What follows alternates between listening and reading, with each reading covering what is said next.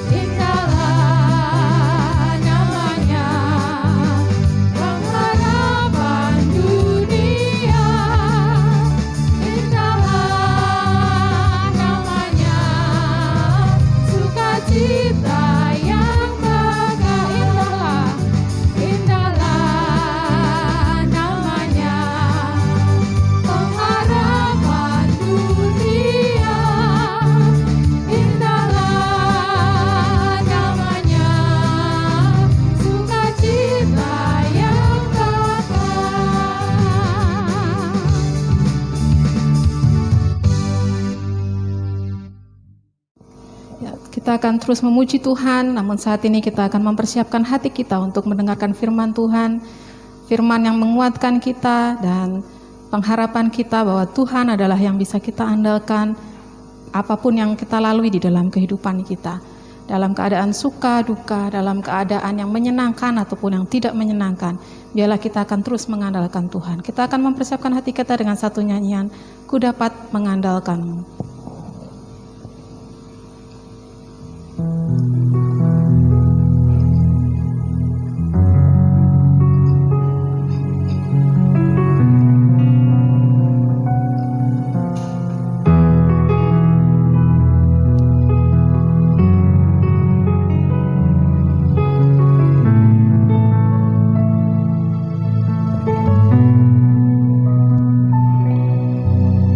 Kemana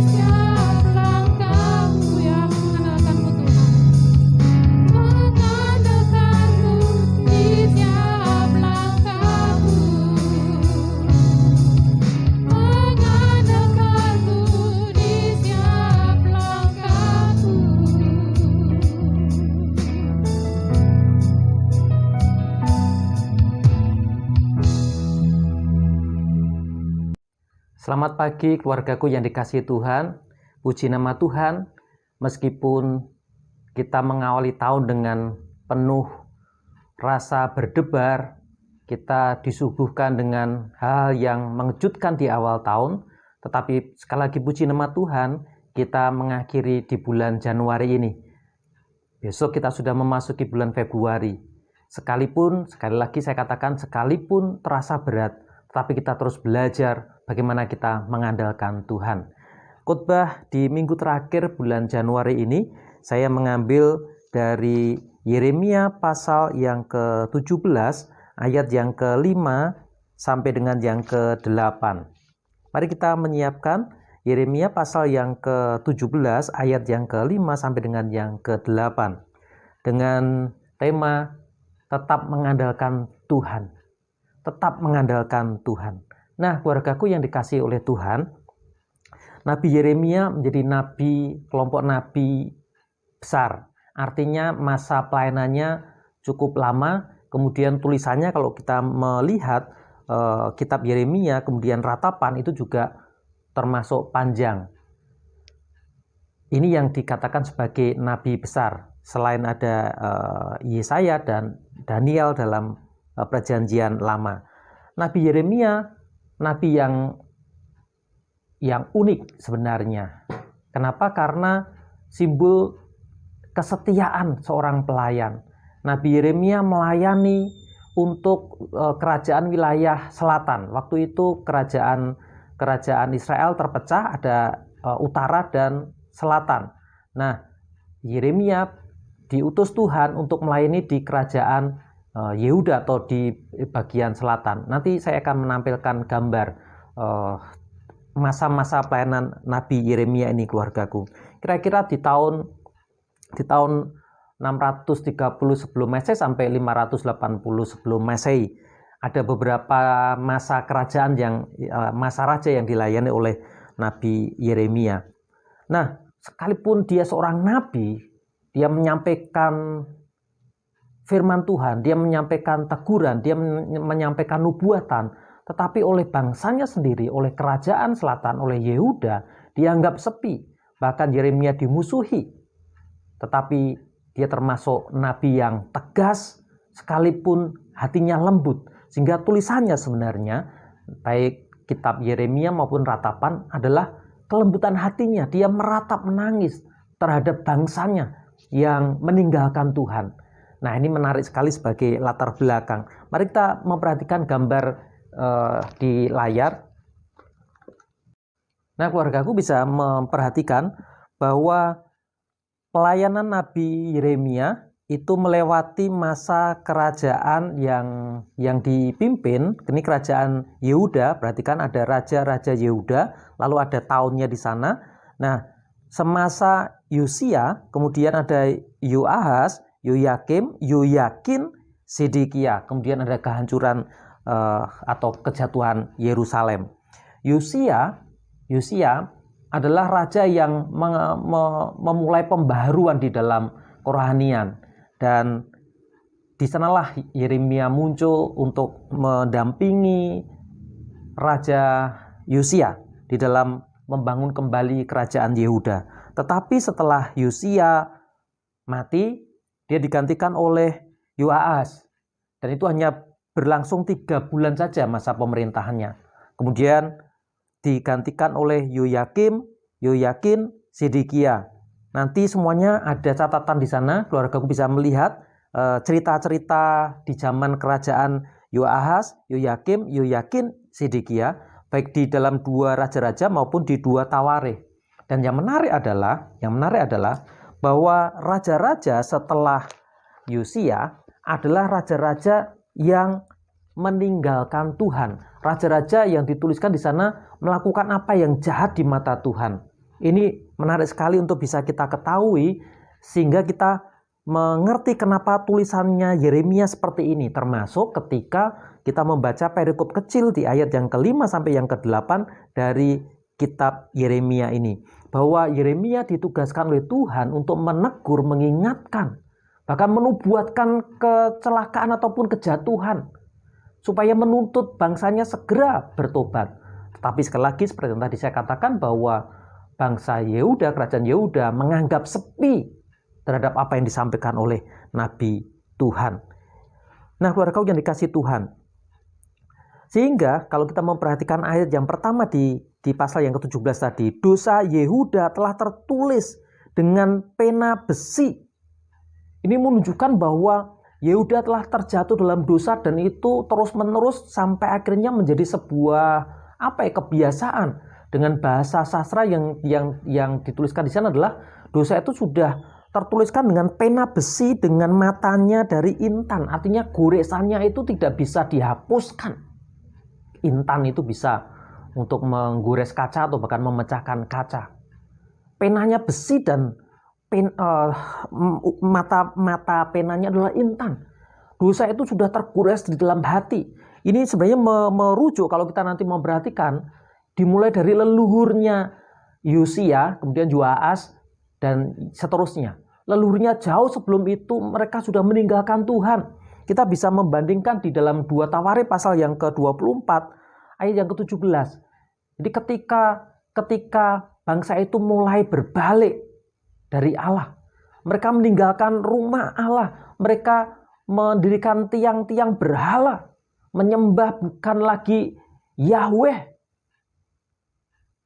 Dan itu terus-menerus dilakukannya. Memang sempat ada pembaharuan di masa Yosia, tetapi setelah Yosia ternyata kembali. Sehingga Yeremia mengatakan di sana, dosa Yehuda telah tertulis dengan pena besi, ayat yang pertama tadi, yang matanya dari intan terukir pada lohati mereka dan pada tanduk-tanduk mezbah mereka. Ayat yang kedua, ini dosa mereka. Sebagai peringatan terhadap mereka, mezbah-mezbah mereka dan tiang-tiang berhala mereka memang ada di samping pohon yang rimbun di atas bukit yang tinggi. Ini kekejian bagi Tuhan. Umat Tuhan yang dipanggil, yang dikhususkan, tetapi meninggalkan Tuhan, memilih menyembah berhala, memilih menyembah apa yang diyakini oleh bangsa-bangsa yang lain. Bahkan mereka bersekongkol, menganggap kuasa Yahweh tidak lagi kuat, sehingga dia mengandalkan kekuatan yang lainnya, ilah-ilah yang lainnya. Itu dosa yang mengerikan, dan untuk itulah Yeremia diutus Tuhan. Diutus Tuhan. Keluarga yang dikasih Tuhan, kalau kita memperhatikan di Perjanjian Lama, beberapa kali dituliskan biasanya adalah tentang janji berkat, baru kemudian kutuk. Nanti kalau kita melihat di zaman bangsa Israel keluar dari tanah Mesir, kemudian Tuhan mengingatkan, di situ ada berkat, kutuk, berkat, kutuk. Tetapi kalau kita memperhatikan perikop kecil kita ini, sepertinya terbalik. Ayat yang kelima itu berbicara tentang kutuk. Terkutuklah. Lalu ayat yang ke-7 tentang berkat. Ini menarik untuk kita perhatikan. Kenapa? Karena memang Yeremia menyampaikan teguran secara langsung pada waktu itu. Yeremia menyampaikan nubuatan yang segera akan digenapi. Segera menuntut respon. Memang ada beberapa nubuatan Yeremia yang belum tergenapi sampai sekarang, berkaitan tentang akhir zaman. Tetapi apa yang disampaikan sebagian besar adalah nubuatan yang segera terjadi dan menuntut respon. Sehingga karena keseriusan itu, gaya penulisannya Yeremia sepertinya dibalik. Menekankan tentang terkutuk, tentang kutuk terlebih dahulu. Untuk sepertinya itu menggoncangkan, menempelak supaya segera sadar. Kenapa? Sekali lagi, Yehuda sudah meninggalkan Tuhan. Bagaimana Yehuda meninggalkan Tuhan?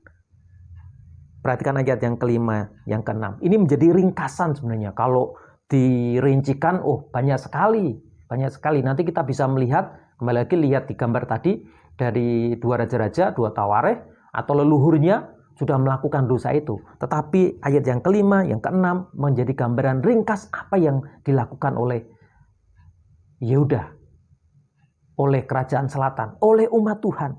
Demikian, keluargaku. Ayat yang kelima. Beginilah firman Tuhan, terkutuklah orang yang mengandalkan manusia, yang mengandalkan kekuatannya sendiri, dan yang hatinya menjauh daripada Tuhan.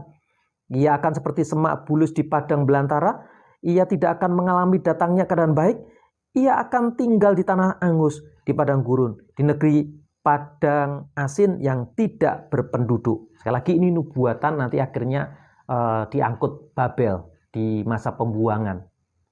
Segera terjadi. Tetapi ini ringkasannya. Apa yang telah dilakukan umat Tuhan pada waktu itu, dan Nabi Yeremia mengingatkan terkutuklah. Kenapa? Karena kecenderungan mereka mengandalkan manusia. Tidak lagi menaruh satu Tuhan, yaitu Yahweh satu-satunya, tetapi mereka mengandalkan manusia. Mereka berharap dengan persongkolan, mereka berharap dengan persahabatan dengan raja yang lainnya. Mengharapkan manusia. Itu adalah kekejian bagi Tuhan. Artinya sedang mendewakan manusia. Artinya sedang mentuhankan manusia. Dan yang berikutnya tadi adalah dosa mereka mengandalkan kekuatannya sendiri. Terkutuklah orang yang mengandalkan manusia dan yang mengandalkan kekuatannya sendiri. Mempunyai maksud bahwa ada kecenderungan umat Tuhan pada waktu itu, bahkan sampai zaman sekarang, cenderung memperhitungkan kekuatannya sendiri untuk menghadapi, menyelesaikan persoalan. Mengandalkan pengetahuan, mengandalkan jabatan. Saya sudah menyinggung di khotbah sebelumnya. Mengandalkan kemampuan, mengandalkan pendidikan, mengandalkan kekayaan untuk menyelesaikan persoalan-persoalan. Kalau boleh meringkas dua hal ini adalah karena umat Tuhan pada waktu itu telah jatuh, mereka mengandalkan kekuatan dunia. Mereka menaruh harap pada yang ada di dunia. Dan Yeremia menegur, itu adalah bagian terkutuk. Sangat membuat Tuhan murka. Kalau tidak segera bertobat, maka ancamannya ayat yang ke-6 akan terjadi. Bahwa mereka akan terbuang. Ini pelajaran yang pertama, keluargaku. Mari kita belajar supaya itu tidak terjadi. Karena ini dosa yang sifatnya universal. Godaan kita masih sama. Ketika kita mengalami pergumulan-pergumulan, yang kita pikirkan adalah orang atau keberadaan kita, kemampuan kita. Sebaliknya, ayat yang ke-7 dan 8, ini adalah janji berkat. Yeremia setelah menyampaikan semacam teguran ancaman, tapi Yeremia juga menyampaikan berita baik bagi orang yang mau meresponi firman Tuhan, bagi orang yang mau bertobat. Yeremia menyampaikan kabar baiknya. Ayat yang ke-7, diberkatilah orang yang mengandalkan Tuhan, yang menaruh harapnya pada Tuhan. Ada dua hal juga. Ada ringkasan dua hal yang menjadikan dosa Yehuda, yaitu mengandalkan manusia dan mengandalkan kekuatannya sendiri. Tetapi ada dua hal yang Tuhan inginkan untuk merasakan berkat Tuhan. Yaitu yang pertama adalah mengandalkan Tuhan. Mengandalkan Tuhan. Diberkatilah orang yang mengandalkan Tuhan. Mempunyai maksud adalah mengandalkan Tuhan adalah menempatkan satu-satunya Tuhan, yaitu Yahweh dalam kehidupan kita. Tidak ada kekuatan lain yang bisa menolong kita. Kita memiliki keyakinan bahwa karena Yahweh, karena Tuhan satu-satunya itu berkuasa, maka Tuhan bisa menggerakkan semua sumber untuk memberikan pertolongan kepada kita. Jangan dibalik. Kita mengandalkan pada semua sumber di dunia ini. Tetapi kita mengandalkan Tuhan yang mampu menggerakkan semua sumber. Ini mengandalkan Tuhan. Sekali lagi, sederhananya adalah menempatkan satu-satunya nama, yaitu Tuhan, Yahweh. Tidak ada yang lain. Kalau mengingat dosa yang tadi, bahkan ada ceritanya, Yehuda bersekongkol supaya menang perang, ya memberikan persembahan kepada ilah atau kepada dewa yang menjadi dewanya musuhnya. Ini seperti kasusnya misalnya di zaman kekinian. Ya, orang pergi ke paranormal untuk menyelesaikan masalahnya. Oh, karena usahaku diganggu oleh orang, lalu saya datang untuk minta tolong ke paranormal. Sama saja itu menyembah ilahnya orang atau menyembah ilahnya musuh dalam konteks Yehuda. Dan itu kekejian. Itu berarti tidak mengandalkan Tuhan. Itu berarti ada ilah lain. Kalau mengandalkan Tuhan berarti satu-satunya yang kita harapkan Tuhan. Satu-satunya tujuan doa kita adalah Tuhan. Bahkan seperti cerita heroik di zamannya Daniel. Bahkan ketika Tuhan ternyata tidak mau menolong, kita tetap percaya. Itu namanya mengandalkan Tuhan, keluargaku. Mengandalkan Tuhan.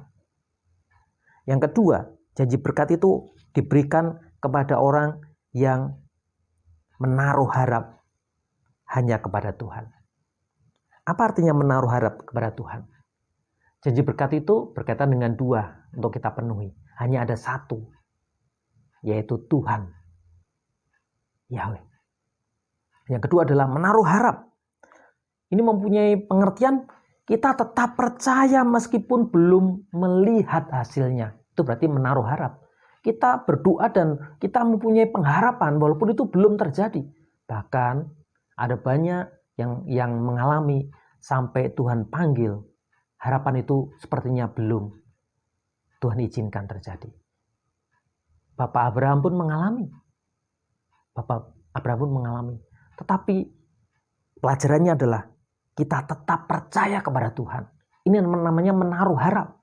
Dalam keadaan sakit, dalam keadaan usaha yang sedang sulit, tidak ada yang prosesnya sepertinya bin salabin. Ya, kalau Tuhan menghendaki ada mujizat seperti itu. Tetapi ketika Tuhan mengizinkan ada proses yang memerlukan waktu, kita tetap menaruh harap kepada Tuhan. Ini persyaratan yang harus kita penuhi. Dan hasilnya apa, keluargaku, kalau kita mengandalkan Tuhan? Ayat yang ke-8 dikatakan di sana. Ia akan seperti pohon yang ditanam di tepi air, yang merambatkan akar-akarnya ke tepi batang air, dan yang tidak mengalami datangnya panas terik, yang daunnya tetap hijau, yang tidak khawatir dalam tahun kering, dan yang tidak berhenti menghasilkan buah. Ini menjadi bahasa kiasan, tetapi jangan lupa di sana dikatakan bahwa pohon itu tetap mengalami yang namanya tahun kering, tetapi tidak khawatir. Kenapa? Karena ditanam akarnya merambat ke sumber air yang benar. Bagi umat Tuhan, Yeremia sebenarnya menegur Yehuda pada waktu itu. Mau supaya berbalik dan mengandalkan Tuhan saja. Menaruh pengharapan hanya kepada Tuhan saja. Maka Yehuda digambarkan sebagai pohon yang memiliki akar yang kuat menuju pada sumber air. Sehingga kuat, tahan. Kalau diartikan secara mudah, bagi orang yang mengandalkan Tuhan dan menaruh harap hanya kepada Tuhan, maka kita memiliki kekuatan. Karena kita menginjakkan kaki iman kita pada dasar yang benar. Dan itu dikatakan sebagai akar yang merambatkan akar-akarnya ke tepi batang air. Akarnya itu sampai kepada sumber air. Sekalipun tanahnya itu mengalami kering, tetapi akarnya dalam sampai menyentuh sumber air. Dan sekalipun tahun-tahun itu kering, tetapi pohon itu tetap tangguh berdiri. Dengan bahasa yang sederhana, bagi orang yang mengandalkan Tuhan, maka orang itu memiliki kekuatan untuk melewati setiap tantangan kehidupan. Bukan hanya mampu melewati tantangan kehidupan, tetapi orang itu pun menghasilkan buah. Keluarga yang dikasihi Tuhan, mari kita merenungkan bagian firman Tuhan ini untuk mengakhiri di bulan Januari. Karena bulan Februari kita akan memulai mempelajari kitab Mazmur, kitab nyanyian. Dengan tema tahun kita adalah, ya, pujilah Tuhan hai jiwaku. Sekalipun kita masih mengalami masa-masa yang kelam gelap, tapi kita belajar untuk terus memuji Tuhan. Mari kita mengakhiri bulan Januari ini dengan merenungkan firman Tuhan. Apakah kita tetap mengandalkan Tuhan? Menempatkan satu-satunya kekuatan, yaitu Yahweh. Apakah kita menaruh harap hanya kepada Tuhan? Di mana Tuhan mampu menggerakkan siapapun dan apapun untuk menolong kita. Jangan dibalik, keluargaku. Dan mari kita akan peka terhadap tantangan godaan kita supaya kita tidak terjatuh seperti Yehuda. Yaitu kita mengandalkan manusia. intermezzo sedikit, mengandalkan manusia di sini, salah satunya juga ketika mengkultuskan seorang pendeta. Saya bertugas untuk mendoakan keluargaku dan siapapun. Tetapi menjadi dosa ketika siapapun keluargaku mengkultuskan saya. Kalau belum didoakan pendeta, rasanya kok doaku nggak didengar Tuhan. Ini yang salah, itu berarti mengandalkan manusia juga. Tugas saya memang mendoakan, tetapi saya bukan Tuhan. Perantara kita adalah sama, yaitu Yesus. Saya bukan perantaranya keluargaku. Hati-hati, jangan sampai mengkultuskan hamba Tuhan. Bahkan untuk hamba-hamba Tuhan yang memiliki karunia-karunia mujizat tertentu, jangan pernah menggantikan Tuhan dengan hamba Tuhan yang diberi kuasa oleh Tuhan itu. Mari kita belajar untuk menghindarkan diri dari mengandalkan manusia dan mengandalkan kekuatan kita sendiri. Dan mari kita akan menikmati berkat Tuhan di tahun 2021 kalau kita belajar hanya mengandalkan Tuhan dan menaruh harap kita kepada Tuhan. Tuhan memberkati. Mari kita berdoa. Tuhan, kami bersyukur karena Engkau memampukan kami mengakhiri bulan pertama. Perjalanan baik pribadi, keluarga maupun bangsa yang cukup mendebarkan. Peristiwa-peristiwa yang Tuhan izinkan kadang-kadang membuat kami takut dan khawatir. Bencana banjir, bencana gunung yang erupsi, kecelakaan, dan pandemi yang belum selesai. Ada banyak orang yang kami kenal kasihi terpapar virus corona. Sungguh ya Tuhan, bukan perjalanan yang mudah, tetapi justru kami belajar untuk mengandalkan hanya Engkau saja. Menaruh harapan kami hanya kepadamu saja. Dan kami siap di bawah Tuhan untuk melewati setiap rintangan. Kami siap ya Tuhan untuk dibentuk menjadi umat yang kuat. Jauhkan dari dosa Yehuda yang meninggalkan Engkau ya Tuhan. Menteraikan firman-Mu dan nyatakanlah janji berkat-Mu kepada kami. Jadikan kami kuat berakar dan menghasilkan buah sekalipun kami melewati tahun-tahun kekeringan. Di dalam nama Tuhan Yesus kami berdoa. Amin. Terpujilah Tuhan yang menjadi satu-satunya yang bisa kita andalkan ketika kita melewati setiap langkah dan setiap musim di dalam kehidupan kita. Kita akan meresponi firman Tuhan sekaligus mengakhiri ibadah kita pada pagi hari ini dengan satu nyanyian, satu-satunya yang kuandalkan, hanya Tuhan yang setia.